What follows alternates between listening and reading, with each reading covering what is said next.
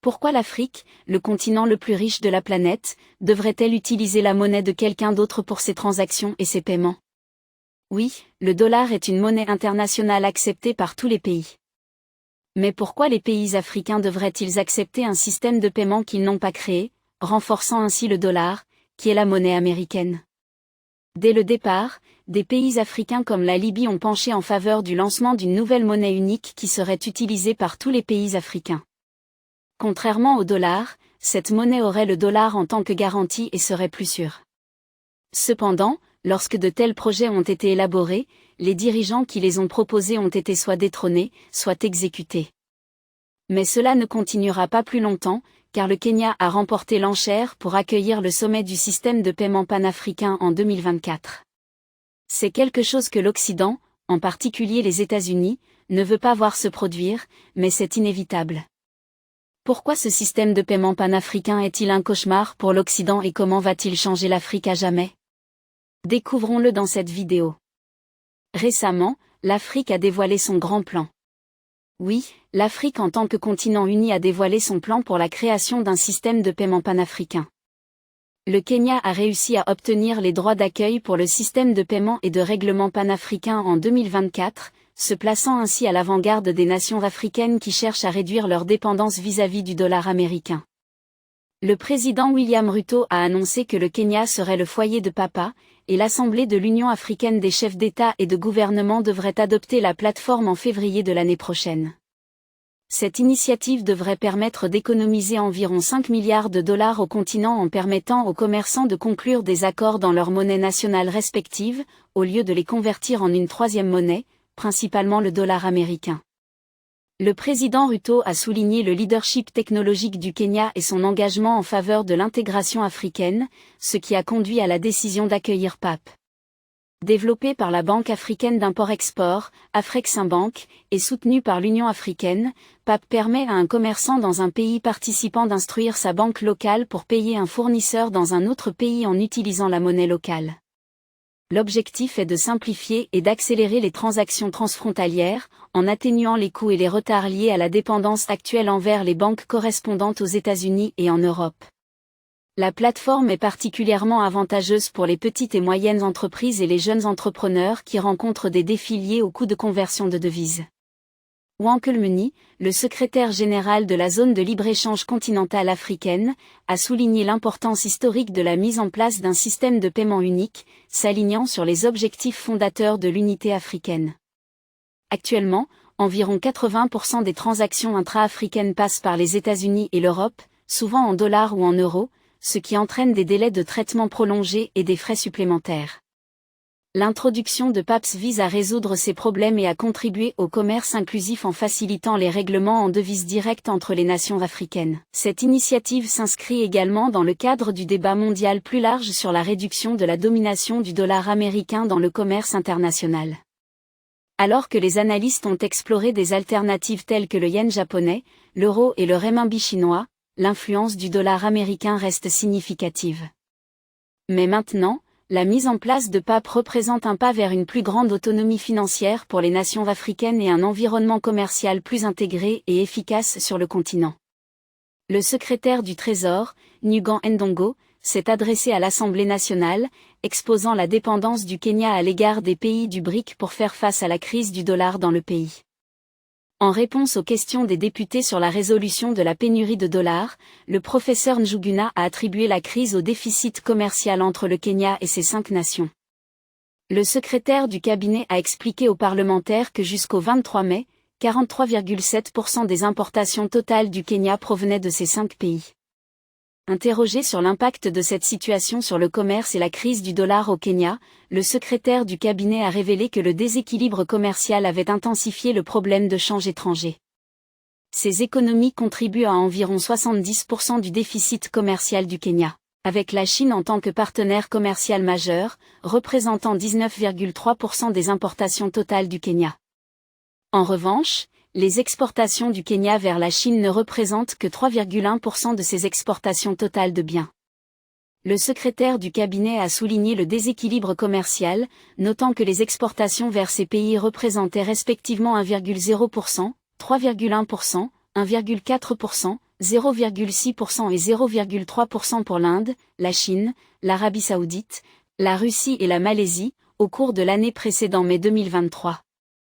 Les principales exportations comprennent le thé, les fruits, les légumes, les fleurs coupées et les poissons à destination de la Chine. Le Kenya importe principalement du pétrole, des machines, des équipements de transport et des matières premières de ces pays, le tout en dollars américains.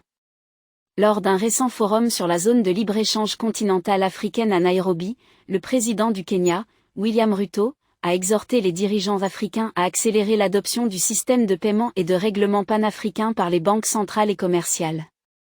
L'objectif est d'alléger la pression exercée par le dollar américain dominant dans le commerce intra-africain.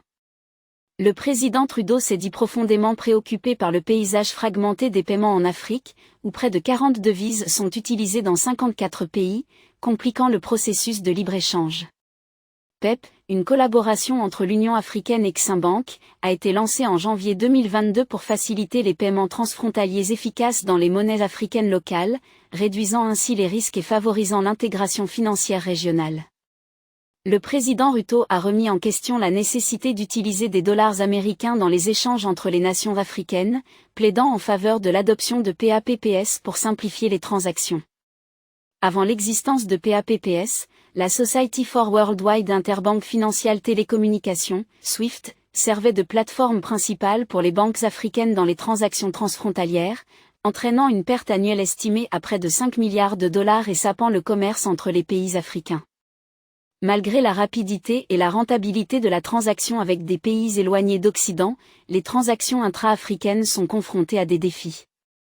Actuellement, seuls 9 pays font partie de PAPSI, avec l'attente que chaque banque centrale s'inscrive d'ici la fin de 2024, et que toutes les banques commerciales le fassent d'ici la fin de 2025. Cela va être phénoménal. Le président Ruto a souligné l'interconnexion historique du commerce africain avant les voyages d'exploration européens du XVe siècle, soulignant la nécessité d'un commerce intra-africain renforcé et de l'industrialisation. Le faible niveau d'industrialisation en Afrique a entraîné une forte dépendance vis-à-vis des produits finis importés, contribuant à un déficit commercial d'environ 35 milliards de dollars en 2021. PAPS vise à réduire la dépendance aux devises fortes, libérant ainsi plus de ressources financières pour les entreprises. Il fait des avancées au-delà de l'Afrique en collaborant avec Buna, une filiale du Fonds monétaire arabe, pour parvenir à l'interopérabilité, facilitant ainsi les transactions rapides, sécurisées et abordables entre le continent africain et la région arabe. Malgré les avantages potentiels, l'urgence pour les pays africains d'adopter PAPSI est soulignée.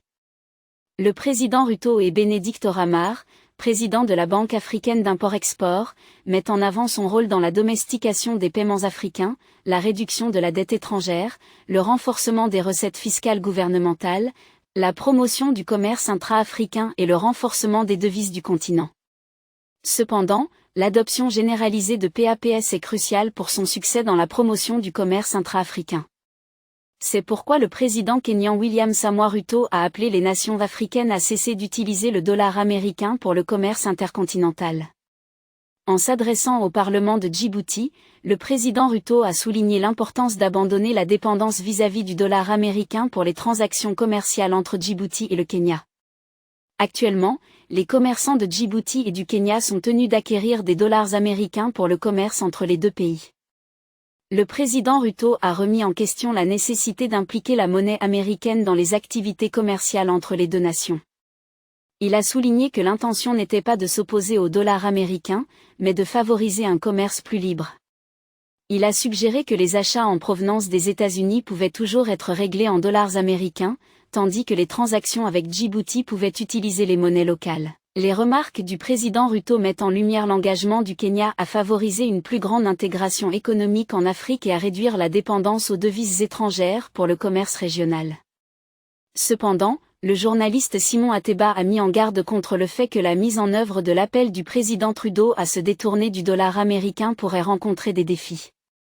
Ateba a reconnu que, bien que les monnaies alternatives et les blocs commerciaux régionaux facilitent le commerce au sein de leurs régions respectives, comme l'euro dans l'Union européenne ou le yuan chinois en Asie de l'Est, de nombreuses nations continuent d'utiliser le dollar américain pour le commerce. Ateba a souligné l'importance de comprendre ces raisons, car elles éclairent l'état actuel des dynamiques du commerce mondial.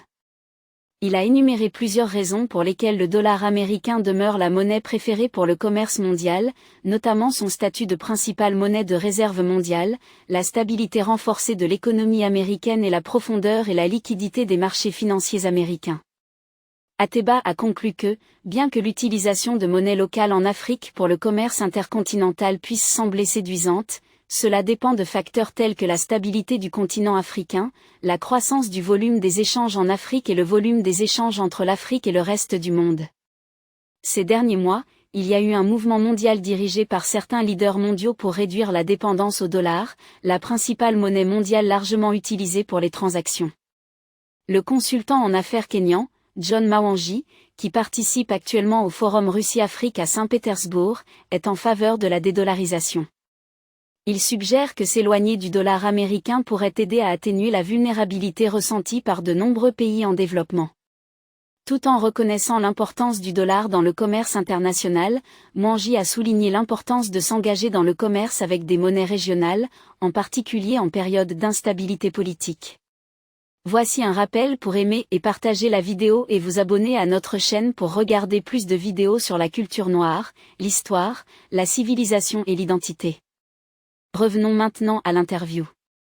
Au cours de l'entretien, il a posé une question fondamentale, demandant pourquoi on devrait mener des échanges avec des pays voisins de la même région en dollars plutôt qu'en utilisant sa propre monnaie, simplifiant ainsi sa vie. Mawanji estime que les discussions en cours au niveau intergouvernemental et des BRIC pour identifier des devises commerciales alternatives sont cruciales, surtout si l'utilisation du dollar met d'autres pays et leurs économies en situation de désavantage. Insistant sur la nécessité de progresser, Mawanji mentionne spécifiquement le désir de voir la Russie renforcer son rouble, fournissant une monnaie alternative pour le commerce. Il met en avant les défis posés par l'inflation élevée et le dollar fort par rapport aux monnaies locales, ce qui entraîne un coût substantiel pour les importations. Malgré la dépendance actuelle au dollar, il souligne l'importance d'avoir différentes options pour faciliter un commerce plus accessible. Au Nigeria, diverses entreprises font face à une période difficile. La principale cause de leurs problèmes commerciaux est la force du dollar américain par rapport à la monnaie nigériane, le naira, ce qui entraîne une augmentation des prix des biens étrangers, y compris les vêtements, au-delà des moyens des consommateurs locaux. Le coût d'un sac de vêtements importés a triplé au cours des 2 dernières années, atteignant environ 350 000 naira, soit $450. En même temps, le groupe BRIC, composé du Brésil, de la Russie, de l'Inde, de la Chine et de l'Afrique du Sud, se prépare à la dédollarisation. Bien que ces nations présentent une diversité allant des démocraties comme le Brésil, l'Inde et l'Afrique du Sud aux autocraties comme la Chine et la Russie, elles partagent une insatisfaction commune envers l'ordre mondial actuel dirigé par les États-Unis. Leur aspiration collective est d'établir un cadre alternatif qui accorde une plus grande influence au Sud mondial. Cette idée suscite l'intérêt d'environ 40 pays, dont l'Argentine, l'Iran, l'Arabie saoudite et les Émirats arabes unis, pour rejoindre le bloc. Les délibérations sur de nouveaux membres devraient être une caractéristique importante du sommet, car les membres des BRIC ont des perspectives diverses sur les avantages de l'expansion. L'analyste Stephen Gruss de l'Institut sud-africain des affaires internationales suggère que l'inclusion de plus d'États non démocratiques pourrait rendre le bloc plus fortement anti-occidental. Représentant déjà 40% de la population mondiale et un quart du PIB mondial, les pays BRIC ont désormais une part plus importante de l'activité économique mondiale que les pays du G7 en termes de parité de pouvoir d'achat. Bien que la discussion sur une monnaie BRIC commune soit écartée, la nouvelle banque de développement du bloc vise à réduire la dépendance au dollar. Les discussions sur le commerce en monnaie locale plutôt qu'en dollars américains seront à l'ordre du jour. Les dirigeants, notamment le président Cyril Ramaphosa de l'Afrique du Sud, Xi Jinping de la Chine, Narendra Modi de l'Inde et Luiz Inácio Lula da Silva du Brésil, sont prêts à donner un coup de pouce final à la dédollarisation. Mais en quoi consiste réellement ce système de paiement et de règlement panafricain ? Le système de paiement et de règlement panafricain a été officiellement lancé le 13 janvier 2022, établi par l'Union africaine et la Banque africaine d'import-export. Ce système fonctionne comme une infrastructure de règlement brut en temps réel conçue pour faciliter les paiements transfrontaliers dans diverses monnaies locales. Son lancement visait à compléter les opérations de la zone de libre-échange continentale africaine. Le concept de PAPSI a pris racine lors de la 12e session extraordinaire de l'Assemblée de l'Union africaine à Niamey, au Nigeria, le 7 juillet 2019, avec la phase pilote initiale impliquant 6 pays de la zone monétaire ouest-africaine avant d'être accessible au public. PPSS envisage une plateforme unifiée pour les transactions financières et les règlements couvrant les nations africaines, avec pour objectifs principaux de renforcer l'intégration économique et de réduire la dépendance aux devises étrangères, en particulier le dollar américain. Le système présente des caractéristiques clés telles que l'agnosticisme monétaire, permettant des transactions dans diverses monnaies africaines, ainsi que l'interopérabilité pour des transactions transfrontalières sans heurts avec des capacités de règlement en temps réel. Avec ce système, une intégration aisée avec les systèmes de paiement nationaux peut être réalisée tout en respectant un cadre réglementaire défini et des mesures de sécurité. Il s'agit d'une infrastructure centralisée pour une coordination efficace et une facilitation du commerce, y compris des fonctionnalités de financement du commerce et la promotion de l'inclusion financière, permettant de répondre aux besoins des utilisateurs, y compris dans les zones éloignées. En ce qui concerne son rôle dans la dédollarisation, PAP a le potentiel de contribuer de manière significative à la réduction de la dépendance aux devises étrangères. Il encourage activement l'utilisation de monnaies locales pour les transactions transfrontalières, offrant une alternative fiable et soutenant les efforts de dédollarisation sur le continent africain. Bien que PAPS ne conduise pas directement à l'établissement d'une monnaie africaine unique, il joue un rôle crucial en posant les bases en favorisant la collaboration et l'intégration économique entre les nations africaines, contribuant ainsi à l'objectif plus large d'un paysage financier plus unifié. Par conséquent, la mise en œuvre du système de paiement et de règlement panafricain est attendue pour jouer un rôle significatif dans le processus de dédollarisation sur le continent africain. Ce système conçu pour le règlement brut en temps réel des paiements transfrontaliers en utilisant diverses monnaies locales vise à réduire la dépendance aux devises étrangères, en particulier au dollar américain. PEPIL parvient à cela en simplifiant les transactions dans une gamme de devises africaines, favorisant ainsi un éloignement de la dépendance prédominante au dollar dans le commerce et les paiements transfrontaliers. Il est essentiel de souligner que, bien que PAP soutienne la cause de la dédollarisation, son objectif principal ne tourne pas autour de l'établissement d'une monnaie africaine unique. Au lieu de cela, le système s'efforce de favoriser l'utilisation de toutes les monnaies locales africaines. Sa vision implique la création d'une plateforme unifiée regroupant les diverses unités monétaires présentes sur le continent, favorisant l'intégration économique tout en préservant l'identité individuelle de chaque monnaie. Par conséquent, le système de paiement et de règlement panafricain n'est pas une seule monnaie, mais un système de paiement unifié, à l'image de SWIFT. Ce que Mouammar Kadhafi voulait créer, c'était une monnaie unique acceptée par le monde, le dinar d'or. C'est pourquoi il a été exécuté. Vous devriez savoir qu'à l'époque, l'Occident, agissant par le biais de l'OTAN, a orchestré le renversement du leader libyen, Mouammar al-Kadhafi, non pas en raison d'une menace humanitaire pour les civils, comme cela a été officiellement déclaré, mais en raison de l'intention de Kadhafi d'introduire une nouvelle monnaie panafricaine basée sur le dinar d'or. Cela représentait une menace existentielle substantielle pour les banques centrales qui sont au cœur du système financier et politique occidental. Cette révélation a été rendue publique au début de l'année 2016 grâce à plus de 3000 courriels d'Hillary Clinton publiés par le département d'État, stratégiquement diffusés pendant les vacances du Nouvel An pour minimiser les éventuelles répercussions. La réalisation du motif de la monnaie panafricaine basée sur l'or du dinar est devenue évidente pendant la chute de Kadhafi en mars 2011, au milieu de la rébellion croissante du printemps arabe, notamment à Benghazi, la deuxième plus grande ville de Libye. Exploitant le chaos, les puissances occidentales ont utilisé une résolution du Conseil de sécurité des Nations Unies pour établir une zone d'interdiction de vol, officiellement pour protéger les civils. En réalité, cette intervention visait à préserver le monopole de la Banque centrale, notamment pour servir les intérêts financiers de la France dans sa région historiquement coloniale. Le président français Nicolas Sarkozy, une figure centrale dans la chute de Kadhafi, a justifié l'intervention en affirmant la nécessité de protéger la population civile de la brutalité de Kadhafi. Le Premier ministre britannique David Cameron a fait écho à des sentiments similaires, soulignant l'impératif d'empêcher le massacre de civils. Hillary Clinton, alors secrétaire d'État américaine, a répété le discours préparé, présentant l'intervention comme un moyen de protéger les civils et de faciliter l'aide humanitaire. Dans les années précédant la décision de renverser le gouvernement libyen, Kadhafi avait pris des mesures significatives pour amender l'histoire associée au terrorisme de la nation, notamment en abandonnant et en démantelant ses programmes d'armes chimiques et nucléaires. Malgré ses efforts et le retrait de la Libye de la liste américaine des sponsors d'État du terrorisme en 2006, le changement de cap de Kadhafi en faveur des banques centrales au profit de 1 million en Afrique est devenu le point central de l'intervention occidentale. Un email du confident de longue date d'Hillary Clinton, Sidney Blumenthal, daté du 2 avril 2011, sous le sujet « Le client de la France », Lord Kadhafi, exprimait des inquiétudes concernant les ressources financières substantielles de Kadhafi et les défis liés à son renversement. L'email mettait en lumière le fait que le gouvernement de Kadhafi possédait d'importantes réserves d'or et d'argent, ce qui compliquait les efforts visant à réduire sa capacité à soutenir les forces armées et les services de renseignement. Ces réserves auraient été déplacées vers Sabha, au sud-ouest, à la frontière libyenne avec le Niger et le Tchad, depuis les coffres de la Banque centrale libyenne à Tripoli, fin mars 2011. Des sources non nommées ont souligné 5 grandes préoccupations de Sarkozy concernant le plan innovant de Kadhafi visant à se libérer du contrôle occidental.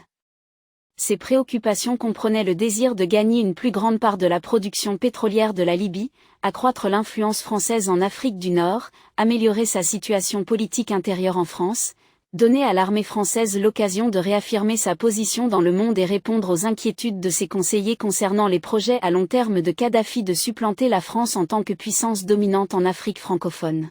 Le 20 octobre 2011, Kadhafi a tenté en vain de fuir la ville de Sirte, et la Libye est largement tombée sous le contrôle des rebelles soutenus par l'Occident et de l'OTAN d'ici la fin du mois.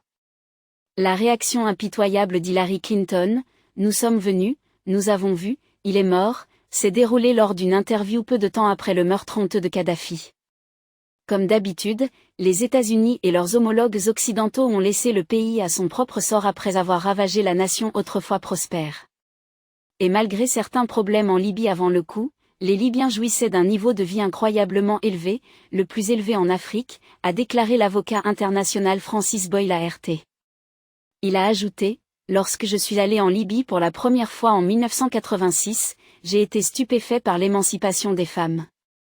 Ce que j'ai vu en Libye, c'est que les femmes pouvaient faire tout ce qu'elles voulaient. Malheureusement, comme cela s'est répété à maintes reprises autour de la planète, toute nation, aussi fonctionnelle et prospère soit-elle, sera anéantie par l'Empire américain si elle ou ses alliés ont une raison suffisante. Que pensez-vous? Les pays africains devraient-ils abandonner le dollar et utiliser leur monnaie locale? N'est-il pas vrai que cela ruinerait les États-Unis, faisant du continent africain le véritable détenteur du pouvoir? Faites-nous part de vos réflexions sur la possibilité pour les pays africains de collaborer avec les BRICS, qui ont également le même objectif. Voulez-vous regarder plus de vidéos comme celle-ci? Si oui, abonnez-vous à notre chaîne et appuyez sur l'icône de la cloche à côté. Nous avons décidé de créer des vidéos sur quelque chose dont personne ne parle. La culture noire, la civilisation, l'histoire et les preuves de la grandeur des Noirs. Merci de nous avoir regardés, et à la prochaine vidéo, restez branchés.